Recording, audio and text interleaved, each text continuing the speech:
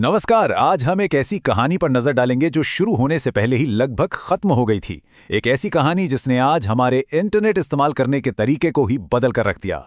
तो सवाल यही है कि एक असफल डेटिंग साइट जो बस दिवालिया होने ही वाली थी, आखिर दुनिया की दूसरी सबसे बड़ी वेबसाइट बनी कैसे?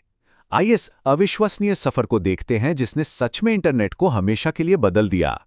ये कहानी 2005 में किसी बड़े धमाके से शुरू नहीं हुई थी, बल्कि एक ऐसे आइडिया से शुरू हुई जो पूरी तरह से फेल हो गया। तो पेपैल के 3 शुरुआती कर्मचारियों का ये आइडिया था, ट्यून इन हुकअप। उनकी सोच ये थी कि एक ऐसा प्लेटफॉर्म बनाया जाए जहां लोग पार्टनर ढूंढने के लिए अपने छोटे छोटे वीडियो अपलोड करें। मतलब एक तरह से वीडियो वाला टिंडर। सोचिए, वो भी साल 2005 में। पर एक बहुत बड़ी दिक्कत थी। उनकी सारी कोशिशों के बाद भी साइट एकदम खाली थी। कोई भी अपने वीडियो नहीं डाल रहा था और ये नया स्टार्टअप तेजी से बर्बादी की तरफ बढ़ रहा था। सपना टूटने ही वाला था। जब फाउंडर्स को ये एहसास हुआ कि उनका डेटिंग वाला आइडिया बिल्कुल नहीं चल रहा, तो उन्होंने एक बहुत बड़ा और हिम्मत वाला फैसला लिया। फरवरी 2005 में लॉन्च के कुछ ही महीने बाद उन्होंने साइट को हर तरह के वीडियो के लिए खोल दिया। चाहे वो अप्रैल में को-फाउंडर्स जावेद करीम का चिड़ियाघर वाला video me at the zoo हो, या फिर साल के एंड में सैटरडे नाइट लाइव का कोई मजेदार स्केच।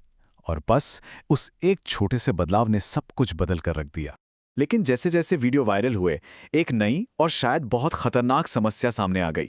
यूट्यूब जितना ज्यादा पॉपुलर हो रहा था, सर्वर और बैंडविड्थ के खर्च पर उतना ही ज्यादा पैसा गंवा रहा था।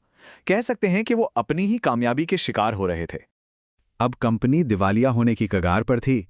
तभी उसे एक ऐसी जीवन रेखा मिली जिसने पैसों की समस्या तो सुलझा दी, लेकिन एक नई बहुत बड़ी मुसीबत खड़ी कर दी। और यहीं पर कहानी में एंट्री होती है गूगल की। उन्होंने यूट्यूब की जबरदस्त क्षमता को पहचाना और अक्टूबर 2006 में $1.65 बिलियन में उसे खरीद लिया। इस एक सौदे ने रातों रात यूट्यूब को वो सारे संसाधन दे दिए जिनकी उसे जिंदा रहने के लिए जरूरत थी। अब देखिए, ये सौदा दो-धारी तलवार जैसा था। एक तरफ गूगल का पैसा और उनका जबरदस्त इंफ्रास्ट्रक्चर आ गया, जिससे पैसों की सारी दिक्कतें खत्म, दिवालिया होने का खतरा टल गया। लेकिन दूसरी तरफ एक नई और शायद पहले से भी बड़ी मुसीबत खड़ी हो गई। यूट्यूब उस वक्त एक कानूनी बारूदी सुरंग बन चुका था। मतलब कॉपीराइट वाले टीवी शो और गानों से भरा हुआ, और बड़ी-बड़ी कंपनियां मुकदमा करने के लिए पूरी तरह तैयार थीं। कॉपीराइट उल्लंघन के मुकदमों की तो जैसे बाढ़ ही आ गई, और अभी एक असली खतरा बन गया था कि कहीं गूगल का ये नया और इतना महंगा सौदा कानूनी लड़ाइयों में ही न डूब जाए।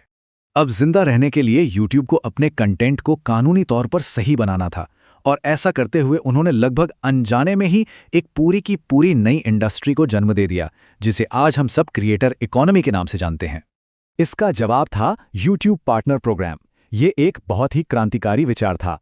इसने क्रिएटर्स को उनके ओरिजिनल कंटेंट पर चलने वाले विज्ञापनों से होने वाली कमाई का एक हिस्सा देना शुरू किया।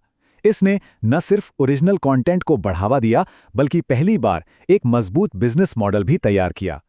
और यहीं पर असल में क्रिएटर का जन्म हुआ। मॉडल बहुत सीधा सा था। कोई भी ओरिजिनल वीडियो अपलोड कर सकता था, यूट्यूब उन पर विज्ञापन चलाता, और जो भी कमाई होती वो दोनों में बढ़ जाती। अचानक वीडियो बनाना सिर्फ एक शौक नहीं रहा, ये एक करियर बन गया। और इसी ने डिजिटल सेलिब्रिटीज की पहली पीढ़ी को जन्म दिया।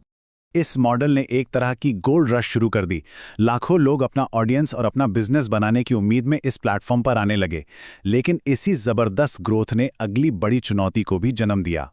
और जैसे जैसे यूट्यूब एक मीडिया एम्पायर बनता गया, इसकी खुली और आज़ाद सोच बड़े बड़े कॉरपोरेट एडवर्टाइजर्स की मांगों से सीधे टकराने लगी। प्लेटफॉर्म का खुलापन, जो कभी उसकी सबसे बड़ी ताकत थी, अब अचानक उसकी सबसे बड़ी कमजोरी बन गई। बड़े बड़े ब्रांड्स ने एक साथ अपने विज्ञापन खींच लिए, जिससे यूट्यूब और उसके क्रिएटर्स दोनों के लिए एक बहुत बड़ा आर्थिक संकट खड़ा हो गया। तो सबसे जरूरी बात यह है कि इस संकट ने यूट्यूब को एक तरह से बड़ा होने पर मजबूर कर दिया। एडवर्टाइजर्स को वापस लाने के लिए प्लेटफॉर्म को सख्त नियम, डीमोनेटाइजेशन पॉलिसीज और बेहतर मॉडरेशन लागू करना पड़ा।